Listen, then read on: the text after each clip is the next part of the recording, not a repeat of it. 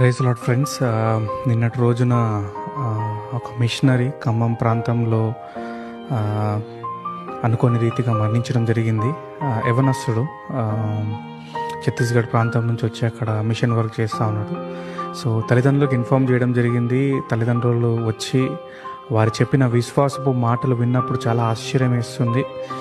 నా కుమారుడు ఎలా చనిపోయాడు, ఎక్కడ చనిపోయాడు అన్నది ఇంపార్టెంట్ కాదు, కానీ నా కుమారుడు ఎక్కడికి వెళ్ళాడన్నది చాలా ఇంపార్టెంట్. ఆ తల్లి మాటలు విందామా? ఆయన ప్రభు దగ్గర ఉన్నాడమ్మా. ఏం మనం ఆడవలసిన అవసరం ఏం లేదు. మీరు ఆయన ఎంత ప్రేమిస్తున్నారో నాకు ఇప్పుడు అర్థమవుతా ఉంది.